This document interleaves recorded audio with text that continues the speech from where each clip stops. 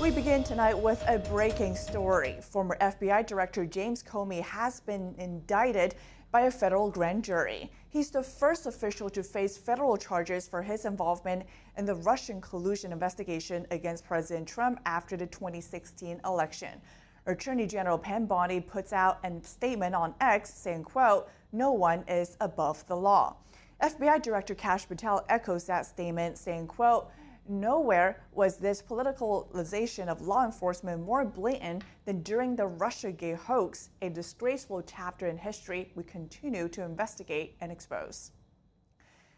And also, federal agencies are now preparing for mass layoffs on White House orders if Senate Democrats maintain their position of forcing a government shutdown. Our Washington correspondent Luis Martinez has the details.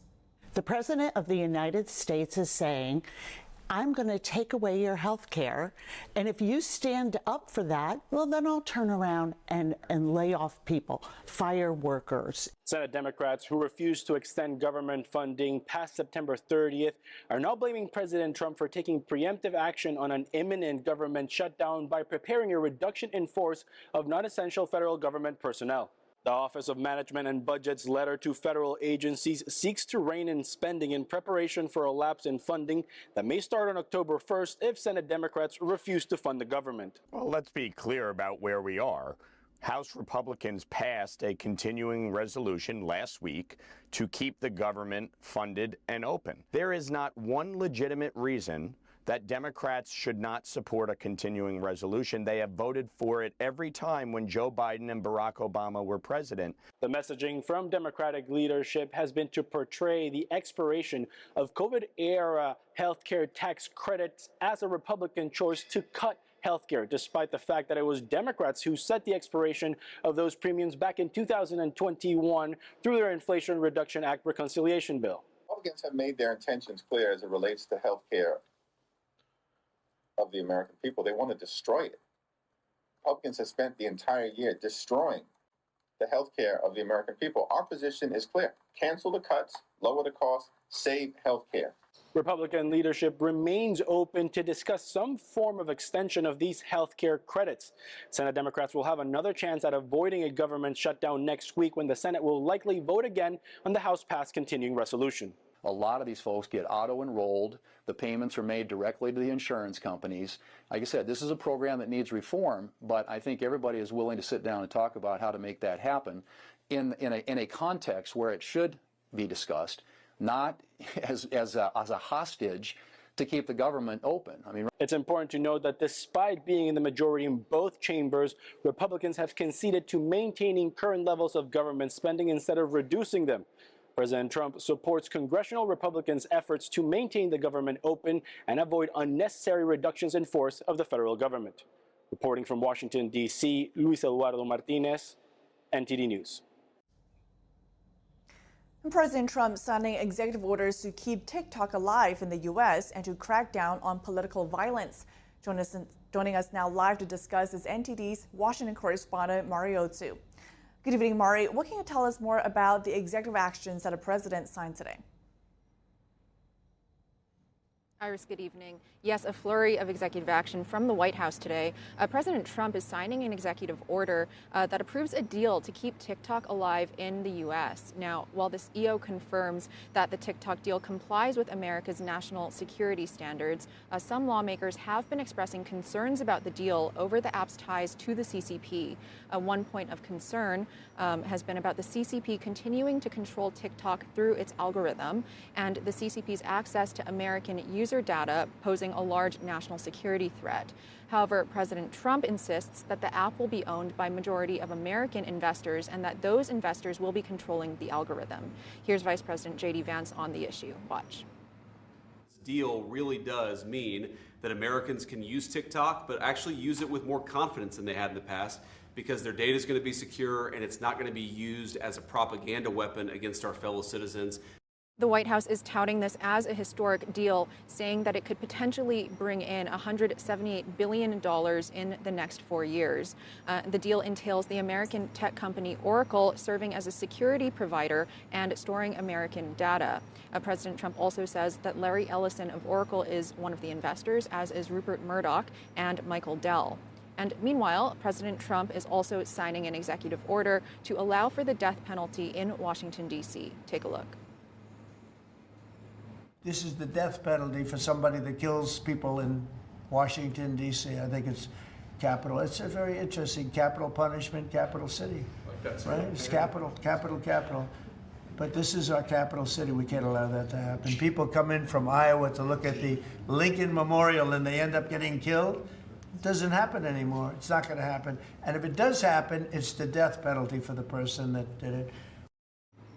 President Trump recently floated this idea in his historically long 3-hour cabinet meeting back in August. And while signing the executive order, President Trump also mentioned the fatal stabbing of Ukrainian refugee Irina Zarutska in the North Carolina light rail last month, as well as touting the accomplishments of the D.C. crime crackdown.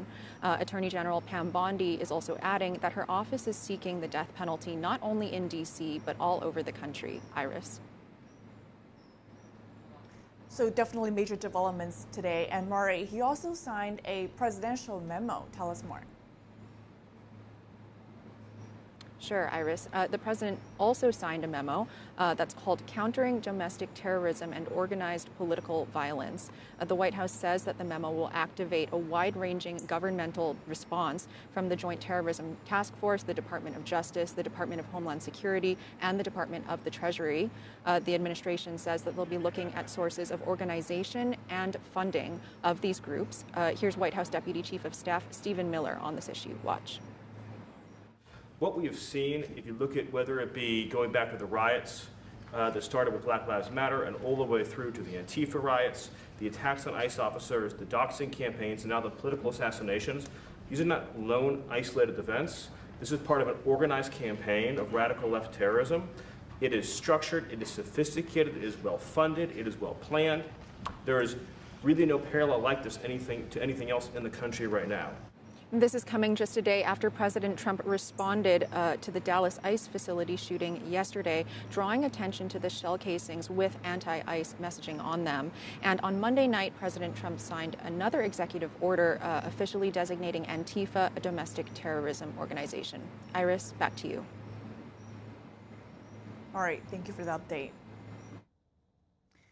And Defense Secretary Pete Hegseth is convening hundreds of U.S. military commanders worldwide for a meeting next week. Joining us now live to discuss is Thomas Barnett, publisher of Global Throughlines on Substack. Thomas, thank you so much for joining us. So far, there's no details yet on what the topic of discussion will be, but I want to get your take on this. What kind of issue do you think could prompt a gathering of this scale on such a short notice? Well, there's two categories. There's something in the world that's happening that is of such urgency and such danger that you have to have this kind of meeting, or there's something internal. And I just don't see the external problem out there commanding this sort of attention or effort.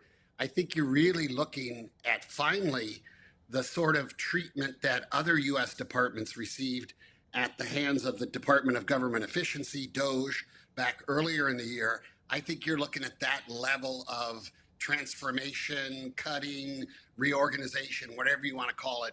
I think it's going to be announced as a major package. It'll say, in effect, these are the cuts we're making. These are where we're trimming back. This is where we're going to put our money in the future. This is how we're going to shrink the number of flag officers in the system. This is how we're going to consolidate commands around the world. And this is how it relates to the way that we view the threat environment externally. I think more ominously, there's the potential for some sort of loyalty oath dynamic going on in this situation where officers are asked to pledge themselves to this new situation in a way that might suggest they're prioritizing the needs of the administration over the defense of the Constitution. That's what I think critics would fear. But I do think it's inevitable. You're going to see a formal announcement regarding how we are going to focus much more on the Western Hemisphere going forward. A formal announcement, definitely something major to watch out for. And meanwhile, just hours ago, President Trump signed an executive order that will pave the way for TikTok to come under American ownership finally. And here's Vice President J.D. Vance announcing the deal alongside the president today. Watch. But were there legitimate concerns when it comes to safety? From my standpoint, no, because the people that own it are, they're not China-centric, they're USA-centric, and they're very smart people. But this deal really does mean that Americans can use TikTok, but actually use it with more confidence than they had in the past, because their data is going to be secure and it's not going to be used as a propaganda weapon against our fellow citizens. So, of course, we're still waiting to see more details of this framework. But as part of it, administration says there will be a new joint venture between China and the U.S., with American investors holding a majority stake in TikTok and potentially operationally controlling the algorithm. Do you think this will address the national security concerns that a lot of lawmakers have been voicing throughout the years? Yeah, I mean, they're going to retrain the engines in TikTok according to U.S. data. They're going to protect that data. They're going to control that data. I think that's all very positive. I think what's interesting about this deal is twofold. One, the fact that the U.S. government isn't taking any sort of direct stake like it has in some of these other most recent deals. So it's putting a lot of faith in Oracle, and I think Oracle deserves that faith from the U.S. government, being such an important player in our information technology ecosystem. The second thing I would note about this deal is the precedence of it. I mean, it is really different. We've never had this kind of deal with the Chinese before. The Chinese have never imposed this sort of deal on American companies operating in China before. So I really wonder about, are we going to face a future in which the Chinese try to do similar things to American companies operating in China, as we just did to TikTok operating in the United States? Or if this is potentially a precedent for a larger international rule set on cyber sovereignty. I mean, there may be a lot of countries that copy this behavior with regard to China or with regard to one another. So the precedence here, I think, is really the interesting thing. I think overall it's a solid deal. It makes sense for the U.S. There is enough security protection. China gets to keep control of its IP, but I mean, we really get to operate it and we get to mine all the big data that comes out of it.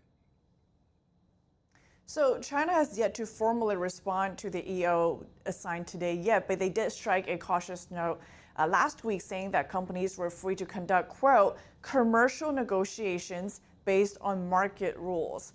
So in your assessment, will China actually stay faithful to whatever framework was achieved today? And like you said, this is uncharted waters for both sides. Do we have enough confidence that China is actually going to keep its word in giving its data or partially the algorithm control over to U.S. companies without trying to compromise them? You know, I think it's going to be part of a larger rearrangement of our relationship, and I think it ties into the whole question of soybean purchases by the Chinese and other things. I think a lot of items are on the table right now. Yeah, I do think the Chinese will honor this deal with regard to the United States because it will cost them too much not to do so. I don't think it will set any big precedent for how they behave with smaller countries around the world, where they'll be more dominant and use this sort of leverage to get diplomatic outcomes as they see fit. So I think it's a reasonable trade-off. I think the key here for America is not to make the Chinese look like they're losing face in this transaction, and I think they've accomplished that. Well, remains to be seen then. We have heard the administration complaining about China violating trade agreements as well. But let's turn to agriculture, which you also touched on just now as well. With trade tensions, of course, still simmering, China has been actually pulling back on buying American soybeans, which you just mentioned, and is now leaning more on South American suppliers instead. Do you think the U.S. is doing enough to diversify its export markets on the security side? And which country could potentially become the next main buyer? The answer is none, to be honest. If you look at global markets in soybeans, China buys almost 2/3 of the soybeans out there. Okay, so they are close to a monopsony, a very dominant buyer. We were the primary supplier prior to the first Trump administration. They got into that trade war tussle with the Chinese then, and the Chinese decided to switch a lot of their purchases to South America. Now they are playing hardball in anticipation of this current tariff fight. China has stockpiled 2 years worth of soybeans. Brazil had a record harvest last year. Things are looking good for this year. Meanwhile, in America, you have soybean farmers looking at no market for their exports. And we're going to see American supply centers fill up very quickly. We're going to see a lot of this get dumped at very low value. It's going to be very stressful for American farms. And you have agricultural experts in the United States talking about Farmageddon as an outcome. So there is no short answer to that. They really do have tremendous leverage over us. And it goes to show you that in the global system, you think supply gives you power, but really it's demand that gives you power. And China has tremendous demand. Nobody uses soybeans like China. And we have become reliant on them over the years. And then we very, somewhat recklessly, I would argue, exposed ourselves to this leveraged vulnerability in the middle of this talk. For China to change its mind on this issue, they're going to get some things out of the United States, maybe some big things. Well, as the administration vows to get the upper hand in trade negotiations, of course, it's going to be remaining to be seen if the larger trade deal, how that's going to come down to as well. Thomas Barnett, thank you so much for insights today. Appreciate it. Authorities say handwritten notes revealed that ICE personnel and property were the targets of Wednesday's shooting at a Dallas ICE facility, and that the suspected shooter wasn't expecting to survive. NED correspondent Jason Blair has the latest. To include Jan's own words in his handwritten notes. Jan specifically intended to kill ICE agents. New information about suspected Dallas ICE facility shooter Joshua Yan has been released. After searching his residence, authorities say that they found a collection of handwritten notes. He wrote that he intended to maximize lethality against ICE personnel and to maximize property damage at the facility. Larson says that the notes indicate that Yan didn't intend to kill any detainees. He hoped to minimize any collateral damage or injury to the detainees and any other innocent people. Authorities also praised law enforcement for putting themselves at risk to try to protect the detainees while shots were being fired. When Jan began firing, agents from both ICE and the ATF put themselves in the line of fire to move individuals off the transportation vehicles in an attempt to protect and rescue those that were injured. FBI Director Kash Patel reports that Yan did multiple searches of ballistics and the, quote, Charlie Kirk shot video. He also searched for apps that track ICE. He downloaded a document containing a list of DHS facilities, and FBI found a written note that says, quote, hopefully this will give ICE agents real terror to think, is there a sniper with AP rounds on that roof? Authorities say that they found bullet holes all throughout the building. It wasn't just targeted at one specific area or through a window, that he showered the building with bullets and was very much focused on hitting anyone that he could inside and making sure that they were victims of his attack. Dallas Mayor Eric Johnson calls the shooting troubling. It's very troubling, I think, the trend that we're seeing of increasing political violence in this country. And yesterday's political violence hit close to home for us here in Dallas. House Leader Hakeem Jeffries pushes to bring down the temperature. Political violence directed against anyone at any time for any reason in the United States of America, and ideologically driven violence is unacceptable. The climate of violence that exists right now in the United States of America is out of control, and we need leadership coming from 1600 Pennsylvania Avenue to take the temperature down for everybody. The shooting happened close to 6:30 a.m. on Wednesday morning. One detainee is deceased. 2 others are in critical condition. No law enforcement were harmed, and the shooter died of a self-inflicted gunshot wound. Authorities say that evidence shows that the suspected shooter likely acted alone, and that handwritten notes indicate that he did not expect to survive the event. Reporting in Washington, D.C., Jason Blair, NTD News.